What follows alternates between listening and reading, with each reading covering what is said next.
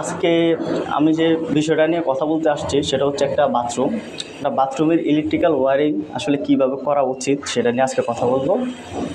সেটা হচ্ছে একটা বাথরুমের আমরা সাধারণত একটা বেসিন দিয়ে থাকি, সেটা সবাই দেয়। এটা হচ্ছে মাস্টার বেডের বাথরুম।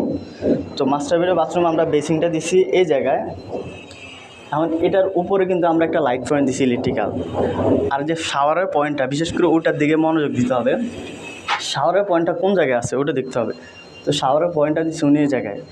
এখন যদি আমি আমার ইলেকট্রিক্যাল যে লাইট পয়েন্টটা আছে সেটা যদি আমি এই জায়গায় দিই, কিন্তু আমার লাগে সুবিধা হবে, কারণ আমার বোর্ডটা এই জায়গায় আছে। আমি এই জায়গায় কাইটা এই জায়গায় দিয়ে দিতে পারতাম, চাইলে দিয়ে দিতে পারতাম, আমি সেটা করি নাই। কারণ শাওয়ারের পয়েন্ট হচ্ছে এই জায়গায়। যদি আমি গোসল করি, যখন লাইনটা দিমু, যখন গোসল করি তখন কিন্তু পানিটা ছিটকে ইজিলি আমার লাইটের মধ্যে পড়তে পারে, স্বাভাবিক পড়বেই। তো এই কারণে শাওয়ারের পয়েন্টটা যে থাকবে ওটা সাইডে আপনি ইলেকট্রিক্যাল যে লাইটের পয়েন্টটা আছে সেটা করবেন।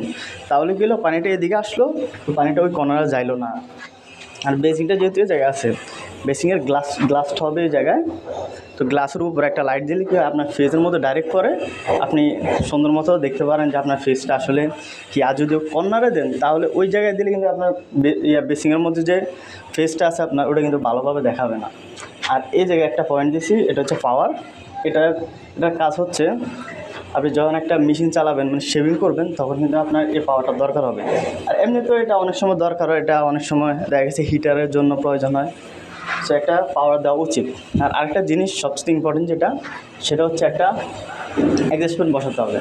অ্যাডজাস্ট ফ্যানের পয়েন্ট যদিও ওনারাই যায় করে নাই, কিন্তু আমার মনে হয় অ্যাডজাস্ট ফ্যানটা বসানো উচিত।